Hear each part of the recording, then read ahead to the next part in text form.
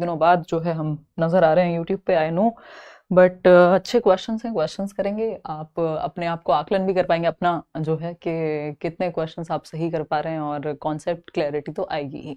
तो मैं कुछ व्यस्तताओं के कारण जो है आपसे नहीं मिल पाई, कल तो कुछ प्रॉब्लम थी और फ्राइडे में थी नहीं।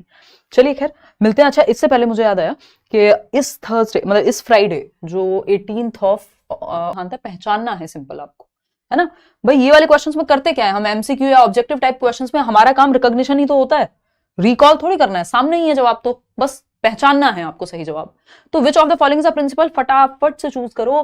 पहला ऑप्शन कहता है डेवलपमेंट इज यूनिडायरेक्शनल, यानी विकास एक दिशीय होता है, एक सिंगल दिशा में चलता है। ये बात एकदम खराब है, क्योंकि विकास मल्टी डायरेक्शनल होता है, बहुदिशीय होता है। शरीर का भी होगा, दिमाग का भी होगा, सामाजिक विकास भी है, इमोशनल डेवलपमेंट भी है, और विकास की कई दिशाएं हैं, ये बात हम मानते हैं। अगर आप फिजिकल डेवलपमेंट में या मोटर डेवलपमेंट में भी जाएंगे तो वहां सेफेलोकॉर्डल, प्रॉक्सिमोडिस्टल, यानी मल्टी डायरेक्शनल होता है विकास, यूनिडायरेक्शनल सिंगल डायरेक्शन में नहीं हो सकता। Simple.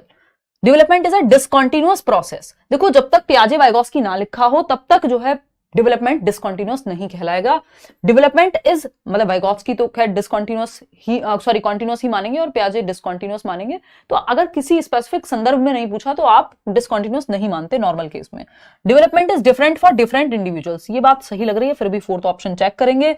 Development does not follow any pattern, यानी विकास जो है वो किसी भी पैटर्न का अनुसरण नहीं करता। तो ये कहना तो गलत होगा कि कोई पैटर्न ही नहीं है। डेवलपमेंट का एक पैटर्न है और यूनिवर्सल पैटर्न है, चाहे वो श्रीलंका का बच्चा हो, चाहे वो अमेरिका में रहने वाला बच्चा हो, चाहे वो यूरोप का बच्चा हो, चाहे वो भारत का बच्चा हो, चाहे वो पाकिस्तान का बच्चा हो। एक पैटर्न है कि बच्चा चलना सीखने से पहले खड़े होना सीखता है, खड़े होना सीखने से पहले बैठना सीखता है, या रेंग के चलना सीखता है। ऐसा नहीं होता एक दिन बच्चा बैठा और अगले दिन दौड़ना शुरू कर दिया, वो खड़े होना सीखेगा, फिर चलना सीखेगा, फिर दौड़ना सीखेगा। तो एक यूनिवर्सल पैटर्न तो है ही कि दूध के दांत पहले आते हैं, पक्के दांत बाद में आते हैं, और अकल कभी नहीं आती है। मजाक कर रही हूं, दिल पे नहीं लेना है, ठीक है।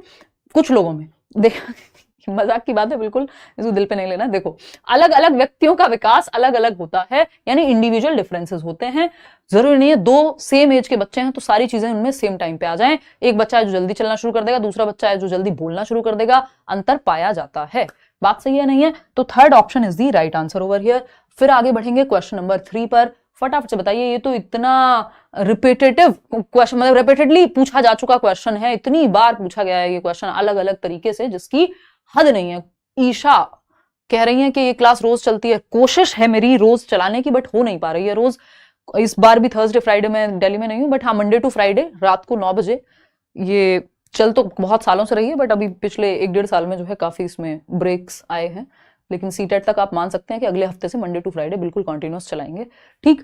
देखिएगा, तो थर्ड क्वेश्चन देखिएगा, children actively construct their understanding of the world, यानी बच्चे सक्रिय रूप से अपनी दुनिया की समझ बनाते हैं। ये किसने कहा है, ये किसको एट्रीब्यूट किया जा सकता है, किसका कथन है कि बच्चे एक्टिवली नॉलेज का कंस्ट्रक्शन करते हैं?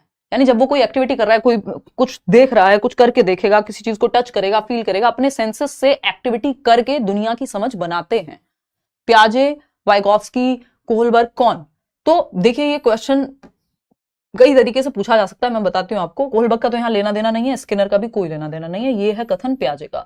अगर यही लिखा होता कि children actively construct their understanding of the world through social interaction या बाय सोशल इंटरेक्शन, तो आंसर पियाजे हो जाता। बस इतना सा ही 2 शब्द ऐड करने थे, जवाब बदल जाता। क्योंकि वाइगोव्स्की भी एक्टिव रखने की बात करते हैं, वो भी कह रहे हैं बच्चा ज्ञान का सृजन करेगा, क्योंकि दोनों ही रचनावादी हैं, कंस्ट्रक्टिविस्ट हैं। पियाजे भी सेम बात कह रहे हैं, बस पियाजे केस में ये सोसाइटी वाला एंगल नहीं आएगा, वाइगोव्स्की केस में आ जाएगा, ठीक है।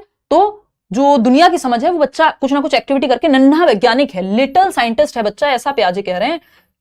क्यों? क्योंकि वो हर टाइम क्यूरियस रहता है, जिज्ञासु रहता है, कोई भी चीज मिल जाए उसको खोल के देखेगा, कई बार टूट भी जाती है, उस चक्कर में डांट भी पड़ती है ना। मैं वो बचपन का एग्जांपल बहुत बार आपको दे चुकी हूँ कि एक पेन मुझे मिला था, वो टिक टिक वाला, और वो बहुत ही खुशी से मैं लेके आई थी, फिर मैंने उसको खोल खाल के पूरा रेत वेत में पता नहीं क्या क्या एक्सपेरिमेंट कर डाले उसके साथ। स्प्रिंग वाला पेन था, वैसी लग्जरी थी बचपन में वो, और शहर से जाके लेके आना पड़ता था, और वो खराब हो गया, फिर मुझे दुख हुआ। तो लेकिन मेरी लिटिल साइंटिस्ट वाली इच्छाएं पूरी हो गई इस बात से। तो पियाजे कह रहे हैं कि बच्चा तो, मतलब कुछ ना कुछ तो वो करता ही रहेगा, तो वो अपनी डिस्कवरी में लगा हुआ है कहीं ना कहीं। तो second option is the right answer over here. Question number 4 पे चलेंगे। क्या कहता है क्वेश्चन नंबर 4? देखते हैं। क्वेश्चन नंबर 4 कहता है, अजर्शन है यानी एक कथन है और एक कारण है। जैसे क्वेश्चंस आपसे पूछे जाएंगे 30 में से 4-5 क्वेश्चन अजर्शन और रीजनिंग वाले आएंगे ही आएंगे।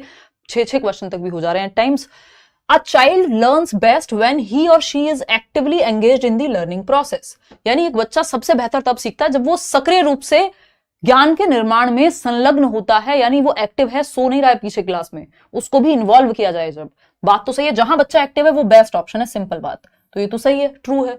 रीजन क्या दिया इसका? Active participation in learning helps in the development of critical thinking skills. यानी सीखने में सक्रिय भागीदारी यदि बच्चे की है तो क्रिटिकल थिंकिंग उसकी जागती है।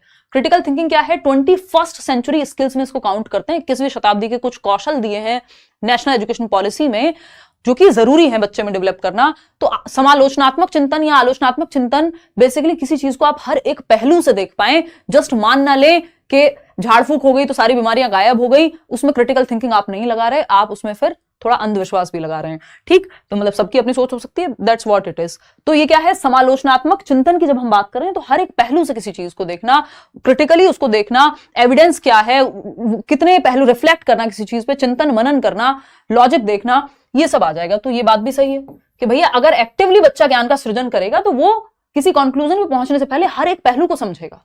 तो दोनों ही बातें सही है, दोनों एक दूसरे के लिए भी सही है। तो both A and R are true and R is the correct explanation of A. तो हमें यही चेक करना होता है कि ए सही है कि नहीं है। अगर ए सही है तो आर सही है कि नहीं है, दोनों एक दूसरे के लिए सही है कि नहीं है। ये 3 स्टेप की प्रोसेस है इन क्वेश्चंस को सॉल्व करने में।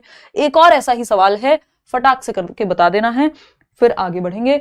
ये कहता है क्वेश्चन नंबर 5, अकॉर्डिंग टू पियाजे children in the pre operational stage are unable to perform mental operations. मतलब 2 से 7 वर्ष की उम्र में पियाजे की जो सेकंड स्टेज है, प्री ऑपरेशनल स्टेज यानी पूर्व संक्रियात्मक अवस्था जिसको हम कहते हैं, वहां पर बच्चे मानसिक क्रियाएं करने में असमर्थ होते हैं, मेंटल ऑपरेशंस करने में। मेंटल ऑपरेशन का मतलब यहां है लॉजिक नहीं आया होता, लॉजिकल थिंकिंग वहां नहीं होती। बात तो सही है। रीजन क्या है? Children at this stage are egocentric and struggle with understanding perspectives other than their own। यानी इस उम्र के बच्चे सेल्फ सेंटर्ड होते हैं, खुद को ही सेंटर में रख के देखते हैं, दूसरे के परिपेक्ष को, दूसरे के पर्सपेक्टिव को, दूसरे के नजरिए को नहीं देख पाते। मतलब क्या हुआ? अगर एक 2 से 7 वर्ष का बच्चा है और उसको डोरेमोन देखना पसंद है या शिनचैन पसंद है, तो वो रोने लगेगा अगर आप उसके भाई या बहन या मम्मी पापा ये कहते हैं बेटा शिनचैन तो पागल है या शिनचैन तो पसंद नहीं है हमें। इस तरह के शब्द यूज होते हैं, करने नहीं चाहिए। तो ये क्या है? बच्चा कहेगा नहीं शिनचैन तो बेस्ट है, क्योंकि उसको लगता है अगर जो मुझे पसंद है, जो चॉकलेट मेरी फेवरेट है, जो कार्टून मेरा फेवरेट है, वो सबका फेवरेट होना चाहिए, क्योंकि उसके लिए दूसरा पर्सपेक्टिव दुनिया में एग्जिस्ट नहीं करता। उसको लगता है जैसे मैं सोचता हूं दुनिया वैसे सोचती है। ठीक, तो ये बात तो सही है क्योंकि अभी लॉजिक आया नहीं है इस स्टेज में। तो ए भी सही है और ए का एक्सप्लेनेशन आर भी सही है। Both A and R are true and R is the correct explanation of A. Sameer भी सही है, सीमा भी सही है, दोनों एक दूसरे के लिए भी सही है, सिंपल बात। ठीक, first option is the right answer. आगे बढ़ेंगे नेक्स्ट क्वेश्चन पे। क्वेश्चन नंबर है 6। बाकी स्टेजेस की चर्चा प्याजे की करते रहेंगे, एक दिन प्याजे के क्वेश्चन अलग से उठा लेंगे किसी दिन करने को। क्वेश्चन नंबर 6 देखिएगा, असर्शन यानी कथन और reason. Inclusive education benefits all students not just those with disabilities. यानी समावेशी शिक्षा सभी छात्रों को लाभान्वित करती है, ना कि सिर्फ उनको जिनको कोई डिसेबिलिटी है, कोई दिव्यांगता है ना, कि चलने फिरने में या मेंटल एबिलिटी उतनी नहीं है, सिर्फ उन बच्चों के लिए नहीं है, सभी के लिए। इंक्लूसिव का मतलब ही है सभी का समावेशन। एजुकेशन फॉर ऑल की बात करती है इंक्लूसिव एजुकेशन। बात तो सही है कि हर तरह का बच्चा स्कूल में बैठ करके एक क्लासरूम के नीचे सीख पाए। ऐसा नहीं है कि जिस बच्चे को दिखाई नहीं देता वो अलग से एक एक्सक्लूसिव स्कूल में जाए। रीजन क्या है इसका? It encourages social interaction and understanding among diverse groups of learners. इससे क्या होगा कि यह विभिन्न समूहों के छात्रों के बीच सामाजिक अंतःक्रिया और समझ को प्रोत्साहित करती है कि डाइवर्सिटी वाले बच्चे, अलग अलग तरह के बच्चे जब एक क्लासरूम में होंगे तो वो एक साथ इंटरेक्ट कर पाएंगे और एक अंडरस्टैंडिंग क्रिएट कर पाएंगे। बात तो ये भी सही है और यही इसका रीजन है कि हम एजुकेशन फॉर ऑल को प्रमोट कर पाए। तो A is true and R is also true, और दोनों एक दूसरे के लिए भी सही है। तो फर्स्ट ऑप्शन ही यहाँ सही है। आज असर्शन और रीजनिंग में यही ऑप्शन बार बार सही हो रहा है। क्वेश्चन नंबर 7 देखते हैं, कितने क्वेश्चन लगातार ऐसे ही हैं। हाँ, ये लास्ट है, फिर उसके बाद क्योंकि 5 क्वेश्चन के करीब ही मैं ये वाले डलवाती हूँ। असर्शन और reason. Children learn effectively when they interact with peers and teachers. यानी बच्चे बेहतर सीखते हैं, प्रभावी ढंग से सीखते हैं जब वो अपने दोस्तों के साथ, अपने क्लासमेट्स के साथ और अपने टीचर्स के साथ इंटरेक्ट करते हैं, बातचीत करते हैं, डिस्कशन करते हैं, तो उनकी समझ बेहतर होती है। बात तो सही है, यही बात आपके वाइगॉस्की भी कह रहे हैं कहीं ना कहीं कि सोसाइटी में इंटरेक्ट करके, सोसाइटी का ही तो पार्ट है ना टीचर्स और दोस्त जो हैं। रीजन क्या है इसका? Social interaction plays a key role in cognitive development according to Vygotsky. यानी जो सामाजिक अंतःक्रिया है वो विकासात्मक प्रक्रिया में महत्वपूर्ण भूमिका निभाती है, ऐसा वाइगॉस्की कहते हैं कि सोसाइटी और कल्चर जो है हमारी समझ को बेहतर कर रहे हैं। दोनों ट्रू हैं, both A and R are true and R is the correct explanation of A. Simple बात। आगे बढ़ेंगे, क्वेश्चन नंबर 8 देखिएगा।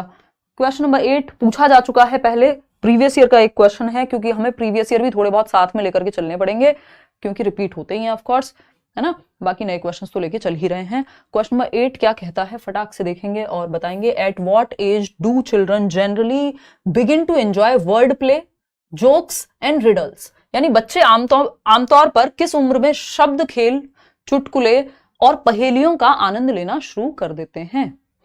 बताइए फटाफट से। कहीं पे कोई डबल मीनिंग यूज हुआ है, कोई पन यूज हुआ है, कोई सार्केस्टिकली कुछ यूज हुआ है, तो वो कब से जोक्स को समझना शुरू कर देंगे, एक तरह से पहेलियों को समझना शुरू कर देंगे। थोड़ा बात को घुमा करके अगर कहा जाए, जैसा मैं बहुत बार बोलती हूँ और आप लोग के कमेंट्स भी आते हैं कि जब नॉट पूछा हो तो मैं ये कहती हूँ कि जो गलत है वही सही है, क्योंकि पूछा ही गलत है। दिस इज वर्ड प्ले, ये शब्द खेल है एक तरह से। तो ये 7 साल की उम्र से बच्चे को समझ में आना शुरू हो जाता है, फिर वो और कॉम्प्लेक्स होता जाता है कि और बेहतर वर्ड प्ले वो समझ पाएगा। कॉमेडी में बहुत यूज होता है ये। 7 वर्ष की उम्र से शुरू हो जाएगा वर्ड प्ले और रिडल्स और जोक्स को समझना बच्चे का, है ना, क्योंकि उससे पहले वो इतने उस लेवल पे नहीं समझ पाता, बहुत बेसिक ही समझ पाता है। क्वेश्चन नंबर 9 देखिएगा, ये क्या कहता है। Carol Gilligan criticised Kohlberg's theory of moral development from which perspective. यानी कैरल ग्लिगन ने कोहलबर्ग के नैतिक विकास के सिद्धांत की आलोचना किस दृष्टिकोण से की है? कैरल ग्लिगन की आलोचना बहुत बहुत बहुत बार पूछी जाती है। कोहलबर्ग की थियरी है नैतिक विकास की, जिसको मॉरल डेवलपमेंट कहते हैं, उसको क्रिटिसाइज किया है कैरल ग्लिगन ने। कि किस तरह से क्रिटिसाइज किया ये आप कमेंट में बताएंगे। देखना सेकंड ऑप्शन कितने लोग दे रहे हैं। 88%। ठीक है, तो मतलब आप लोग सही जवाब दे ही रहे हैं, आपको पता ही है, तो इतनी बार घिसा पिटा क्वेश्चन हो गया, अब लड्डू हो गया बिल्कुल नारीवादी दृष्टिकोण से। Social cognitive, lack of emphasis on genetic factors, research में कमी है, नहीं। फीमेल्स के पर्सपेक्टिव को, केयर की मॉरलिटी को इन्होंने शामिल ही नहीं किया। तो second option is the right answer. ये कैरल ग्लिगन कहती है, महिला है एक, और कोहलबर्ग की थ्योरी को इन्होंने क्रिटिसाइज किया, इनकी स्टूडेंट भी थी। क्वेश्चन नंबर 10 देखिएगा। What is the main goal of assessment for learning. अधिगम के लिए आकलन का मुख्य उद्देश्य क्या होगा? Assessment for learning, of learning, as learning, इन तीनों पे चर्चा करेंगे। अभी तो आप जवाब दे दीजिए, फिर हम आगे बढ़ के इस पे बात करेंगे। ठीक, तो सीखने के लिए आकलन का मुख्य लक्ष्य क्या है? पहला ऑप्शन है to identify students who can be classified as slow learners. देखो, बच्चे को लेबल नहीं करना, ठप्पा नहीं लगाना, ये स्लो है, ये टॉपर है, ये वो है, ये है। तो असेसमेंट फॉर लर्निंग में तो बिल्कुल नहीं होगा, और वैसे भी नहीं करनी है ये चीज। फॉर लर्निंग तो इंप्रूवमेंट के लिए है। To evaluate student performance and assign grades. यानी आप ग्रेड दे रहे हैं तो ये भी एसए में होगा कि क्या ग्रेड आया, वो एसए योगात्मक में होगा, टर्म एंड एग्जामिनेशंस में होगा। थर्ड ऑप्शन है to provide feedback that helps students improve their learning. यानी ऐसी प्रतिपुष्टि या फिर ऐसा फीडबैक बच्चों को देना जो उनकी लर्निंग में इंप्रूवमेंट लाए, बेहतर बनाए लर्निंग को। तो प्रतिपुष्टि प्रदान करना जो छात्रों को अपने सीखने में सुधार करने में मदद करे। बात तो सही है। फोर्थ ऑप्शन है to compare students performance against a standard. एक अगेंस्ट स्टैंडर्ड करेंगे तो वो एसए का ही पार्ट हो जाएगा कि ये क्राइटेरिया सेट हुआ था, 60% नंबर आए कि नहीं। जबकि असेसमेंट फॉर लर्निंग फीडबैक पे, इंप्रूवमेंट पे, इन सब चीजों पे बेस्ड होता है। तो ऐसी प्रतिपुष्टि आप प्रदान करें। अब असेसमेंट, इन तीनों में अंतर समझ लेते हैं। थर्ड ऑप्शन यहां सही है, assessment for learning, of learning और एज लर्निंग। बस एक एक लाइन में समझेंगे, ज्यादा देर लगाएंगे नहीं, ताकि आप कंफ्यूज ना हो। अगर मैं बात करूं असेसमेंट फॉर लर्निंग की, यानी अधिगम के लिए आकलन, फॉर लर्निंग, यानी during the teaching learning process, ये होगा शिक्षण अधिगम प्रक्रिया के दौरान हम फॉर लर्निंग करते हैं कि बीच बीच में आपसे क्वेश्चन पूछे जा रहे हैं, फीडबैक दिया जाएगा, बच्चों को कहां इंप्रूव किया जा सकता है ये बताया जाएगा, और ये एक्टिविटी बेस्ड ज्यादा होता है बजाय कि पेपर पेंसिल टेस्ट के। ठीक, असेसमेंट ऑफ लर्निंग जस्ट इसका ऑपोजिट है ना। ये जो है एफए का पार्ट है, फॉर्मेटिव असेसमेंट, रचनात्मक आकलन। यहीं अगर हम असेसमेंट ऑफ लर्निंग की बात कर रहे हैं तो ये एसए का पार्ट है, ईयरली, हाफ ईयरली एग्जामिनेशंस। यहां पे ये ईयर एंड पे होगा और जजमेंट के लिए ज्यादा पाया जाएगा कि इतने % नंबर आए, क्या क्राइटेरिया, क्या स्टैंडर्ड अचीव हो पाया, नहीं, ऑब्जेक्टिव्स किस हद तक अचीव हो पाए, ये सारी चीजें। वहीं असेसमेंट एज लर्निंग जो है सेल्फ असेसमेंट के अंदर आता है, या तो बच्चा खुद का आकलन कर रहा हो या उसका कोई दोस्त या क्लासमेट उसका आकलन कर रहा हो, और ये भी ड्यूरिंग टीचिंग लर्निंग प्रोसेस से चलता है, ये एंड में चलता है टीचिंग लर्निंग प्रोसेस के। ऑफ लर्निंग जो है, बात सही है या नहीं है? चलिए आते हैं क्वेश्चन नंबर 11 पर, समझते हैं क्या कहानी है। Question number 11, eight which of the following stage does the child develops symbolic thought but thinking is still irreversible. यानी किस अवस्था में, किस चरण पर बच्चा प्रतीकात्मक चिंतन विकसित कर लेता है, लेकिन चिंतन अभी भी अपरिवर्तनीय है, इरिवर्सिबल है, रिवर्स नहीं कर पाएगा थॉट को, और सिंबॉलिक थॉट लेकिन आ चुका है, सिंबल्स के माध्यम से वो सीख पाएगा, लैंग्वेज के माध्यम से सीख पाएगा, ABCD ये सब सीख पाएगा। एड सुपर ईगो सीटेट में नहीं पूछा जाता। फटाफट से बताओ, eight which of the following stage does the child develop symbolic thought but thinking is still irreversible. कितने लोग दे रहे हैं सेकंड ऑप्शन राहुल जवाब? 63% लोग सही जवाब दे रहे हैं कि प्री ऑपरेशनल स्टेज है, क्योंकि जहां सिंबॉलिक थॉट आ गया, यानी सिंबल्स के माध्यम से सीखना, A for Apple, B for ball, ये भी सिंबॉलिक थॉट ही है एक तरह से, बट थिंकिंग रिवर्सिबल नहीं है। अभी उसको ये समझ नहीं आएगा कि पानी बर्फ बन सकता है और बर्फ पानी बन सकती है, यानी चीजें रिवर्स हो सकती हैं, ये अभी नहीं आया, ये नेक्स्ट स्टेज में आएगा जिसको कॉन्क्रीट ऑपरेशनल कहते हैं। तो 4 स्टेजेस हैं, SPCF इसी सीक्वेंस में। जन्म से 2 वर्ष सेंसरी मोटर, जहां अपने सेंसेस से सीखेगा बच्चा। एक क्वेश्चन पूछा जाता है सेंसरी मोटर को लेके कि वो कौन सी अवस्था है जहां बच्चा अपनी आंखों से, अपने कानों से, अपने हाथों से, यानी अपने सेंसेस से सोचता है, यानी दुनिया की समझ सेंसेस से बनाएगा सेंसरी मोटर, पहली अवस्था। कॉन्क्रीट ऑपरेशनल 7 से 11, फॉर्मल ऑपरेशन है 11 एंड अबव। चलिए खैर आगे बढ़ते हैं। क्वेश्चन नंबर 12 देखिएगा और बताइएगा। क्वेश्चन नंबर 12 कहता है the belief that physical object such as dolls, cars etcetera have life like qualities is called. यानी यह विश्वास या ऐसा मानना कि भौतिक वस्तुएं जैसे गाड़ी है, ये फोन हो सकता है ना, या फिर ये पेन हो सकता है, इनमें खुद की एक जान है, यानी जीवित गुण रखती हैं, ये भी लिविंग क्वालिटीज रखती हैं, लाइफ लाइक क्वालिटीज रखती हैं। ये सोच कैसी सोच है, किसको रिप्रेजेंट करती है? निशा कहाँ है? निशा को भूख लगी थी बहुत तेज, तो निशा घर चली गई है। देखिएगा एक बार, एनिमिस्टिक थिंकिंग यानी सजीवात्मक चिंतन, पदानुक्रम चिंतन, ये केंद्रण कहलाएगा ये, या श्रेणीकरण कहलाएगा? बताइएगा एक बार। तो ये कहलाएगा एनिमिस्टिक थिंकिंग। पियाजे के हिसाब से कब होती है? जन्म से 2 से 7 वर्ष के बीच में होती है। अगर बहुत स्पेसिफिक कहूं तो 2 से 4 वर्ष के बीच में, जो शुरुआत की आपकी प्री ऑपरेशनल स्टेज है, पूर्व संक्रियात्मक अवस्था, उसमें पाई जाती है। सजीवात्मक चिंतन, बच्चे को लगता है लिविंग, वो नॉन लिविंग चीजों को भी लिविंग समझता है, ठीक है ना, कि ये पेन से अगर चोट लगी है तो पेन ने चोट लगाई है, ऐसी भी बातें वो कर सकता है। आपने भी की है बचपन में, मैंने भी की है, ठीक। तो एनिमिस्टिक यानी सजीवात्मक चिंतन, प्री ऑपरेशनल स्टेज की बात है। बाकी कुछ तो बचता ही नहीं है। आगे बढ़ते हैं नेक्स्ट क्वेश्चन पे। क्वेश्चन नंबर है 13। देखो क्वेश्चंस थोड़े लेंदी आते हैं CDP में, तो अपनी जितनी प्रैक्टिस आप कर लेंगे उससे होगा ये कि आपकी स्पीड बढ़ जाएगी क्वेश्चन को सॉल्व करने की और पढ़ने की, तो इसलिए प्रैक्टिस और ज्यादा महत्वपूर्ण हो जाती है, ठीक। चलिए खैर क्वेश्चन नंबर 13 देखिएगा और बताइएगा। कथन है 4-year-old Ria can't take into consideration the height and width of the 2 beakers at the same time while pouring the same amount of water into tall and wide beakers। मतलब 4 वर्ष की रिया है, एक बच्ची है रिया जो 4 वर्ष की है, एक ही समय में 2 बीकरों की ऊंचाई और चौड़ाई पर विचार नहीं कर सकती, जबकि यह समान मात्रा में पानी डाला जाता है। मतलब क्या है, कहना क्या चाहते हैं?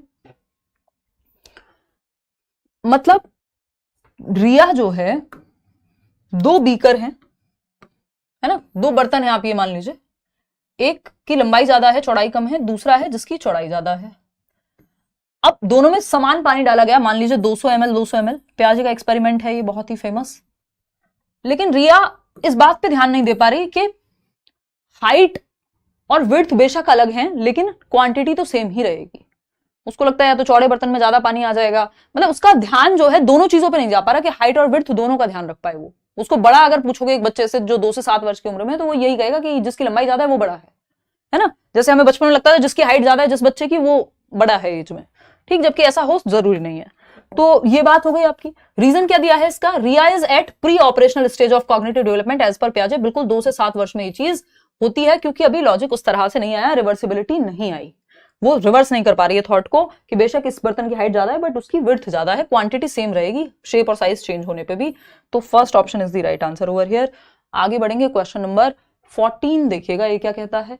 क्वेश्चन नंबर 14 कहता है effective teachers often use probing questions. यानी जो प्रभावी शिक्षक होते हैं, जो बेहतर शिक्षक होते हैं, वो प्रोबिंग क्वेश्चंस का इस्तेमाल करते हैं, यानी ऐसे सवाल जो चिंतन प्रक्रिया को जगाएं, जो आपको अलग अलग दिशा में सोचने के लिए, ओपन एंडेड थॉट के लिए मजबूर करें। एक क्वेश्चन से दूसरा क्वेश्चन टीचर्स पूछते हैं डिस्कशन के दौरान, है ना। जैसे आज हम सोशलाइजेशन पढ़ रहे थे बैच में, आपको याद होगा, तो हम कहां से कहां गए, बहुत सारी चीजों पर हमने चर्चाएं की। क्यों? क्योंकि हम अलग अलग दिशाओं में सोचेंगे नहीं तो फिर फायदा क्या टॉपिक पढ़ने का, फिर तो हम रट रहे हैं, ठीक है ना। तो अच्छे टीचर्स क्या कहोगे, प्रोबिंग क्वेश्चन। हाँ, इन शॉर्ट में खुद को अच्छा कह रही हूँ, थैंक यू, तारीफ कर लेनी चाहिए कभी कभी अपनी। Effective teachers often use probing questions during the course of teaching learning process in the classroom. This would enable the teacher to undertake what. तो यह शिक्षक को किस प्रकार का आकलन करने में सक्षम बनाता है कि बच्चे को प्रोबिंग क्वेश्चंस दिए जाएं जिसमें वो डीपर जाए थिंकिंग में अपनी। तो ये सबमेटिव है, फॉर्मेटिव है, स्टैंडर्डाइजेशन है या नॉर्म रेफरेंस्ड है। देखिए ये फॉर्मेटिव असेसमेंट है, क्यों? क्योंकि जब आप बीच बीच में ऐसे क्वेश्चंस पूछ रहे हैं जिसमें बच्चा सोचे दिशाओं में, तो इसका मतलब आप सही और गलत या उसको नंबर्स में माप नहीं रहे, आप उसकी थिंकिंग प्रोसेस को जगा रहे हैं। प्रोबिंग क्वेश्चंस प्रोब करते हैं, डीप डिग करते हैं, है ना, गहराई में जाते हैं, ताकि आप दिशाओं में सोच पाए, आपका चिंतन बेहतर हो, तो आपको फीडबैक मिल पाएगा। तो ये फॉर्मेटिव असेसमेंट है, क्योंकि यहां कोई नंबर नहीं दिया जा रहा है। बाकी तीनों में फिर हम असेसमेंट या जजमेंट पे बात करते हैं। क्वेश्चन नंबर 15 देखिएगा, असर्शन अगेन एक कथन है और एक कारण है। देखना है, a teacher tries to improve examples from the immediate environment of children to make the classes interactive. एक टीचर है जो ऐसे एग्जांपल्स देती है या बनाने की कोशिश करती है जो बच्चे की सराउंडिंग यानी उसके जीवन से जुड़े हुए हो। तो बात तो सही है, क्योंकि रियल लाइफ से ला रही है एग्जांपल, और एनसीएफ से लेके सारे डॉक्यूमेंट कहते हैं कि बच्चे के जीवन से जोड़ दो लर्निंग को, तो वो ज्ञान सबसे बढ़िया है जो बच्चे के वास्तविक जीवन से जुड़ा हुआ हो। बात सही है। रीजन क्या है इसका, socio cultural context plays an important role in learning, यानी सामाजिक सांस्कृतिक संदर्भ, जिस समाज, जिस संस्कृति, जिस जगह से बच्चा आ रहा है, वो महत्वपूर्ण भूमिका निभाता है उसके सीखने में। अगर बच्चे ने कभी अमेरिका देखा ही नहीं, अमेरिका का पता ही नहीं, कोई मूवी में भी नहीं देखा, और आप उसको वो उदाहरण दे रहे हैं, तो हो सकता है वो रिलेट ही ना कर पाए। समझ पा रहे हैं? तो ये बात एकदम सही है कि जो जिस सांस्कृतिक और सामाजिक संदर्भ से बच्चा आता है, अगर आप उससे जोड़ देंगे तो वो ज्यादा बेहतर सीख पाएगा। यानी बच्चे के घर के बाहर का एग्जाम्पल दोगे तो वो उसको ज्यादा रियल लगेगा, उसके जीवन से कनेक्टेड है, बजाय कि कहीं ऐसी जगह का जो वो कभी इमेजिनेशन में भी नहीं सोच पा रहा है। तो घर से बाहर की ओर लेके जाना होता है बेसिकली। तो अगर हम देखें, both A and R are true and R is the correct explanation, first option ही यहां सही है। आगे बढ़ेंगे नेक्स्ट क्वेश्चन पे। क्वेश्चन नंबर है 16, सामाजिकरण, 1 नंबर का सवाल है, सोशलाइजेशन इज व्हाट। बताइए, एक क्वेश्चन आता ही है, इतने में जल ग्रहण कर लेती हूँ, आप जो है जवाब दीजिए इतने आसान से सवाल का, जिसका जवाब आप बहुत जल्दी दे सकते हैं, मुझे पता है, भरोसा है मुझे आप लोग की क्षमताओं पे। देखो एक बार, क्षमताओं पे कि क्षमता पे,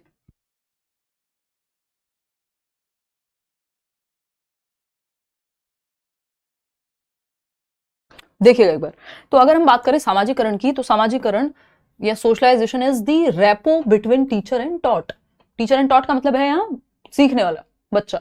तो शिक्षक और जो सिखाया गया, बेसिकली शिक्षक और शिक्षण के बीच तालमेल की बात है, यानी जो पढ़ा रहे हैं, गलत बोल दिया था, जो पढ़ा रहे हैं और जो पढ़ रहे हैं उसके बीच का तालमेल है।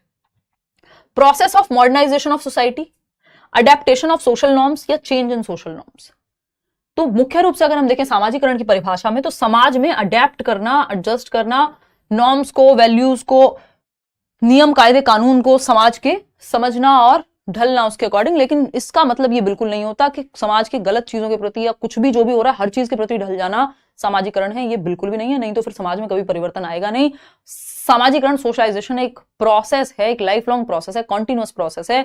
समाज बदलता रहता है, लोग बदलते रहते हैं, तौर तरीके बदलते रहते हैं, खाने से लेके बोलने तक सारी चीजें बदलती रहती हैं। तो अडेप्टेशन सोसाइटी के नॉर्म्स, वैल्यूज, रूल्स, रेगुलेशंस के अकॉर्डिंग सोशलाइजेशन है। बट अगेन इसमें कुछ भी एक्सेप्ट करना आंख बंद करके वो सोशलाइजेशन नहीं है।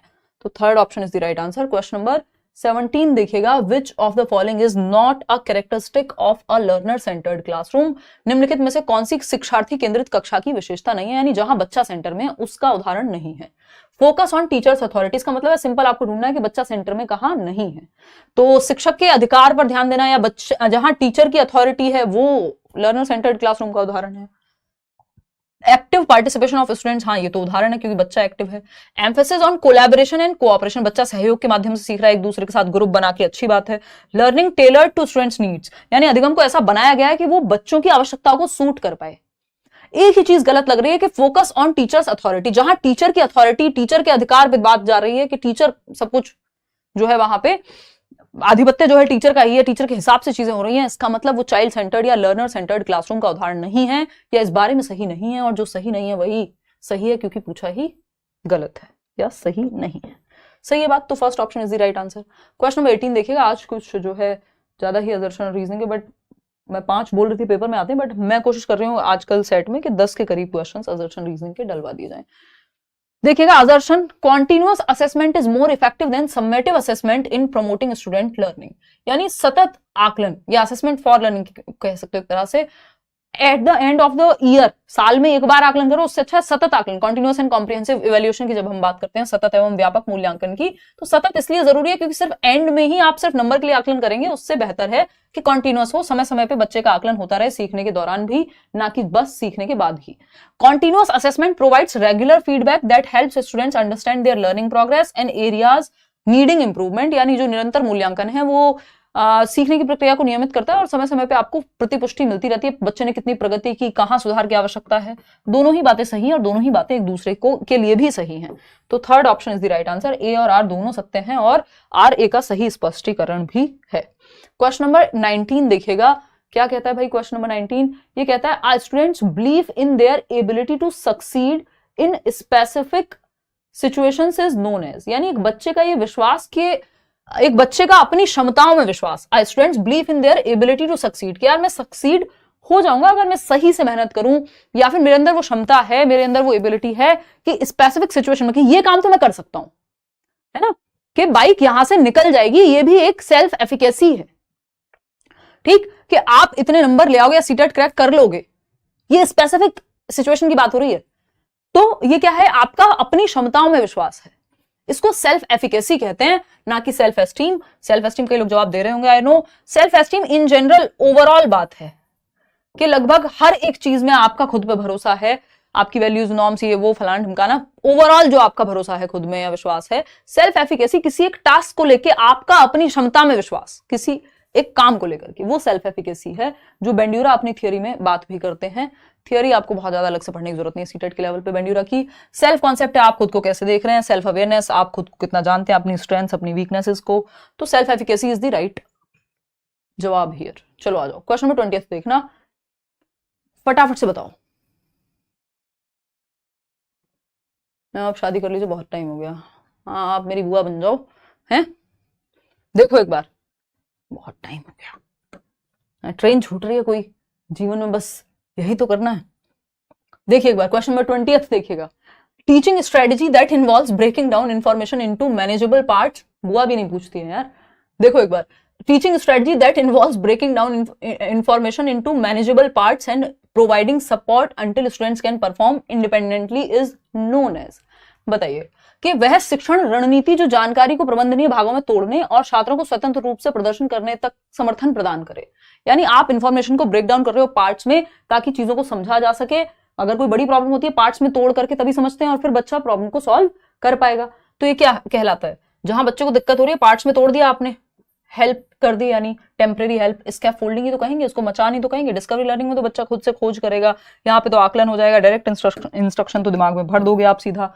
तो स्कैफोल्डिंग है ये वाइगोत्स्की की भाषा में। क्वेश्चन नंबर 21 देखिएगा, देखिए विच of the following describes learned helplessness during the learning process। यानी सीखी हुई अक्षमता या असहायता के बारे में आपका क्या ख्याल है, ये क्या होती है learned helplessness।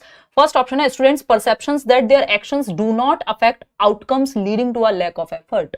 मतलब बच्चे का ये परसेप्शन या ये धारणा कि जो उनके एक्शंस हैं वो आउटकम्स को अफेक्ट ही नहीं करते, यानी बच्चा मेहनत भी करेगा तब भी कुछ नहीं होगा, है ना। ये जब वो सोच रहा है leading to a lack of effort, इसलिए वो मेहनत नहीं करता, क्योंकि उसको ये लगता है कि अगर मैंने मेहनत की भी तब भी एग्जाम तो क्रैक होगा नहीं। ऐसा उसने मान लिया है बार बार अपने एक्सपीरियंसेस के बेस पे, तो अब वो मेहनत भी नहीं कर रहा। इसी को लर्नेड हेल्पलेसनेस कहते हैं, कि मान लिया आपने 2 ब्रेकअप के बाद कि अब तो भाई जीवन में कोई नहीं मिलेगा, है ना, ये लर्नेड हेल्पलेसनेस है, तो आपने एफर्ट ही करना छोड़ दिया। ठीक, प्रियंका तंवर जवाब दो फटाफट से। तो बात तो सही है, बाकी के 3 ऑप्शन भी चेक कर लेते हैं। A teaching method that emphasises learning through repetition. नहीं, ये कुछ ऐसा नहीं कि बार बार रिपीट करके 2 एकम 2 2 दूनी 4 करके गिन के याद कर लो। A state where student learn best under stress, ऐसा भी कुछ नहीं है कि बच्चे स्ट्रेस में बेहतर सीखते हैं, ये कोई भी थियरी नहीं है। The outcome of consistent reinforcement in classroom setting, यानी लगातार आप बच्चों को पुनर्बलित करते रहें, गुड वेरी गुड शाबाश कहते रहें, वो भी नहीं है।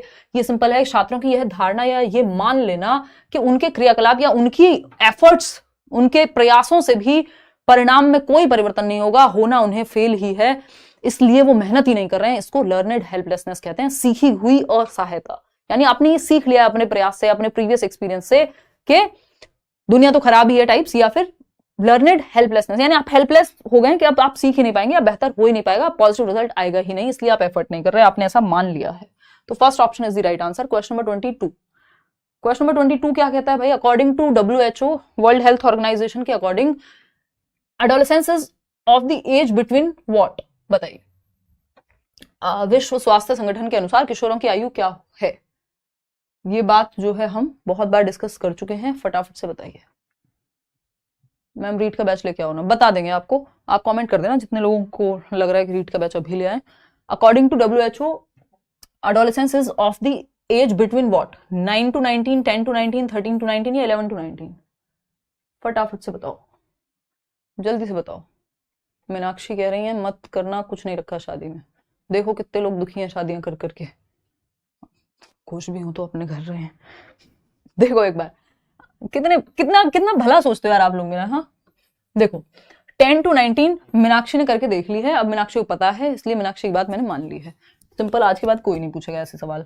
10 to 19 यानी 10 से 19 वर्ष जो है एडोलेसेंस यानी किशोरावस्था की उम्र है। ठीक, 12 से 18 हम इन जनरल पढ़ते हैं, 13 to 19 भी हम कहते हैं प्यूबर्टी और किशोरावस्था की जब हम बात कर रहे हैं, लेकिन WHO की माने तो 10 से 19 वर्ष। क्वेश्चन नंबर 23 देखिएगा, 23वां सवाल, फटाक से जवाब दीजिएगा। Which of the following is not the criticism of Kohlberg's theory? Kohlberg के नैतिक विकास के सिद्धांत का क्रिटिसिज्म या आलोचना कौन सी नहीं है? कि ये सिर्फ अडल्ट्स के लिए है, एप्लीकेबल नहीं है सभी कल्चर में। हाँ ये बात सही है, बिल्कुल इनकी ये आलोचना है कोहलबर्ग की कि सभी संस्कृतियों में लागू नहीं होती। भारत में लोग अलग तरह से सोचते हैं कि भारत में लोग जनरली ओल्ड एज होम में नहीं भेजेंगे माँ बाप को, चाहे घर पे ही उनको ताने दे दे के मार दें बुढ़ापे में, लेकिन वो नहीं भेजेंगे क्योंकि हमारा समाज उस तरह से कंस्ट्रक्टेड है, हमारा कल्चर कि इस चीज को बहुत ही खराब माना जाएगा। और स्पेशली आप गांव वगैरह में देखेंगे वहां तो ये केस मिलेगा ही नहीं, बहुत ही रेयर है। तो ये क्या है, एप्लीकेबल नहीं है हर कल्चर में, जो थियरी है, जो सही और गलत की बात कर रहे हैं। बायस सैंपल्स हैं, हाँ बिल्कुल बायस सैंपल्स हैं। फीमेल पर्सपेक्टिव को जो कैरल गिलिगन कह रही थी ध्यान में ही नहीं रखा गया। हाइपोथेटिकल सिचुएशंस हैं, यानी सांकेतिक या फिर हम कहें परिकल्पनात्मक स्थितियां हैं, यानी इमेजिनरी है सिचुएशन। ऐसा हो सकता है एक व्यक्ति कहे कि नहीं हम तो दहेज कभी नहीं लेंगे, और रियल सिचुएशन आए तो रिश्वत नहीं लेंगे या फिर कभी, और वो रख ले। तो हाइपोथेटिकल सिचुएशन है कि इंसान इमेजिनेशन में तो कुछ भी कह सकता है, एक्शन के समय पे डिफरेंट एक्शन हो सकता है। तो ये तीनों ही क्रिटिसिज्म है इस थियरी के, लेकिन ये सिर्फ अडल्ट्स के लिए, ये कहना एकदम गलत होगा। यहां पे ऐसा कोई भी क्रिटिसिज्म नहीं है ना। इवन इसमें टीनेजर्स को भी शामिल किया गया था। तो फर्स्ट ऑप्शन सही है। आगे बढ़ेंगे, क्वेश्चन नंबर 24 देखिएगा और जवाब दीजिएगा। एक स्टेटमेंट है ए, जिसमें कहा गया है the RTE Act 2009 ensures to provide free and compulsory education to normal children from age group of 6 to 14 years of age। यानी RTE अधिनियम 2009 यह सुनिश्चित करता है कि 6 से 14 वर्ष के बच्चों को, सामान्य बच्चों को मुफ्त और अनिवार्य शिक्षा प्रदान की जाए। बात तो सही है, true. The right, B statement क्या है? The right of children to free and compulsory education 2009 ensures the rights of children with disability to free education from 6 to 18 years। कि वहीं दिव्यांगता वाले बच्चों के लिए ये 6 से 18 वर्ष है। तो A is true but R is false, या फिर दोनों सही है? दोनों ही सही हैं, क्योंकि इसमें जो RTE ने एक अलग से एक्ट डाला है, RPWD एक्ट में ये बात कही गई है RTE की रिकमेंडेशन पे कि 6 से 18 वर्ष के बच्चों को फ्री एंड कंपल्सरी एजुकेशन दी जानी चाहिए यदि वो डिसेबल्ड बच्चे हैं, और नॉर्मल केस में 6 से 14 वर्ष। ठीक है बात, चलिए खैर आगे बढ़ते हैं। तो दोनों ही बातें सही हैं। क्वेश्चन नंबर 25 देखिएगा और जवाब दीजिएगा। क्वेश्चन नंबर 25 देखिएगा और जवाब दीजिएगा।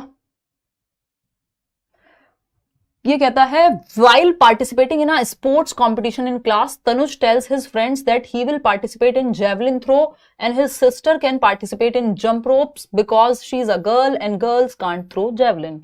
This depicts what? यानी एक बच्चा है तनुज जो एक स्पोर्ट्स कंपटीशन में कह रहा है कि मेरी बहन जो है वो सिर्फ रस्सी कूदने वाली प्रतियोगिता में पार्टिसिपेट करेगी और मैं जेवलिन थ्रो में करूंगा नीरज चोपड़ा की तरह, क्योंकि लड़के ही जो है जेवलिन थ्रो में पार्टिसिपेट कर सकते हैं, ऐसा वो मानता है। और क्योंकि उसकी बहन लड़की है तो वो रस्सी कूदेगी। ये एकदम स्टेटमेंट फुद्दू स्टेटमेंट है, आई मीन खराब है। ये जेंडर स्टीरियोटाइपिंग वाला स्टेटमेंट है, इसमें लॉजिक की कमी है। ठीक, तर्क नहीं है इसमें। जेंडर स्टीरियोटाइपिंग, लिंग रूढ़िवादिता है ये। ऐसा कोई भी क्वेश्चन जो ये कहे कि ये काम सिर्फ लड़कियां करेंगी, ये स्पोर्ट कोई लड़कियां खेलेंगी या लड़कों के लिए है, लड़कियों के लिए गाना गाने का कॉम्पिटिशन है तो लड़कियों को पार्टिसिपेट करा लो, मैथ्स में लड़कियां कमजोर होती हैं, ड्राइविंग खराब होती है, ये सब स्टीरियोटिपिकल बातें हैं, यानी रूढ़िबद्ध हैं ये सब चीजें जो चली आ रही हैं बिना लॉजिक के। ठीक, जेंडर कॉन्स्टेंसी होती है कि बच्चे के दिमाग में जेंडर कॉन्स्टेंट हो जाए कि जैसे वो अपने कपड़े बदल सकता है वैसे वो अपना जेंडर नहीं बदल सकता। ठीक, तो वो 3 साल प्लस के आसपास ये आनी शुरू हो जाती है। इक्वालिटी तो आपको पता ही है, समानता, इक्विटी इज बेटर, कि जहां जो नीड है या नीड को ध्यान में रख करके प्रेफरेंस दी जाए। तो fourth option is the right answer. आगे बढ़ेंगे नेक्स्ट क्वेश्चन पे। नेक्स्ट है क्वेश्चन नंबर 26। देखिएगा एक बार, क्वेश्चन नंबर 26 क्या कहता है, विच of the following statements about inclusive education is not correct. बताइए, निम्नलिखित में से कौन सा कथन समावेशी शिक्षा के बारे में सही नहीं है। पहला है, inclusive teaching means teaching in ways that do not exclude. यानी इंक्लूसिव शिक्षा का मतलब है, समावेशी शिक्षा का मतलब है कि आप बच्चों को अलग थलग नहीं बांट रहे हो, एक्सक्लूड नहीं कर रहे हो कि इनको तो अलग रखेंगे, है ना। इंक्लूसिव मतलब इंक्लूसिव, इंक्लूड करना सबको, ठीक है ना। प्रियंका तंवर कह रही, मैम प्लीज बताओ जो आप ऐप पर नोट्स दोगे और जो टेलीग्राम पर हैं वो अलग अलग हैं क्या? मैंने प्रिंट आउट निकलवाया लिया। ऑफ कोर्स अलग है यार, बैच के नोट्स एकदम अलग है। देखिएगा एक बार, फटाफट से बताइएगा और जवाब दीजिएगा। देखिए, तो अगर हम बात करें यहाँ पे, तो समावेशी शिक्षण का मतलब है ऐसे तरीके से शिक्षण करना जो किसी को बहिष्कृत ना करे, यानी अलग थलग ना करे। बिल्कुल सही बात है, एजुकेशन फॉर ऑल, सभी को लेकर के चलना। Inclusive teaching means adopting pedagogy that support needs of all learners. हाँ, ये बात भी सही है, हमको चाहिए गलत, ये दोनों बातें तो सही है। An inclusive class accommodate differences in language style and promotes collaboration. यानी अलग अलग भाषाएं बोलने वाले भी बच्चे हैं यदि, तो उनको भी इंक्लूसिव क्लासरूम में इन्वॉल्व किया जाए। बात तो सही लग रही है हमको। फिर क्या होगा next, an inclusive classroom centres around fixed curricular and standard assessment. यानी एक समावेशी कक्षा जो है वो स्थिर पाठ्यक्रम या पाठ्यचर्या और मानक मूल्यांकन के चारों ओर केंद्रित होती है। यानी बस एक तरीके से ही आप असेसमेंट लो और एक ही तरीके से पढ़ाओ, या एक फिक्स करिकुलम रखो, जबकि ये फ्लेक्सिबल होगा करिकुलम और स्टैंडर्ड ना होकर के हमको डिफरेंशिएटेड इंस्ट्रक्शन का पालन करना है। तो फोर्थ ऑप्शन जो है वो गलत है, और जो गलत है वही सही है, क्योंकि पूछा ही गलत है, नॉट लिखा हुआ था ऊपर। क्वेश्चन नंबर 27 देखिएगा, ये क्या कहता है भाई। क्वेश्चन नंबर 27 कहता है, असर्शन है यानी अभिकथन, learners construct their own knowledge based on what they already know. यानी बच्चे अपने ज्ञान का सृजन अपने प्रीवियस नॉलेज, जिसको पूर्व ज्ञान कहते हैं, आपने लेसन प्लानिंग कभी की होगी तो उसमें भी क्वेश्चंस होते हैं प्रीवियस नॉलेज टेस्टिंग के, ओल्ड नॉलेज से न्यू नॉलेज को कंस्ट्रक्ट करते हैं। बिल्कुल सही बात है। रीजन क्या है इसका, finding patterns and making linkages with previous knowledge helps learners to process information meaningfully. यानी जो हमें आता है और जो हम सीख रहे हैं नया, उन दोनों के बीच में अगर लिंक बन जाए तो अधिगम अर्थपूर्ण हो जाता है, यानी लर्निंग मीनिंगफुल हो जाती है। भाई मीनिंग क्रिएट होगा ना, क्योंकि जो आप जानते थे उसके बेस पे, नींव के बेसिस पे ही तो आप बिल्डिंग बनाते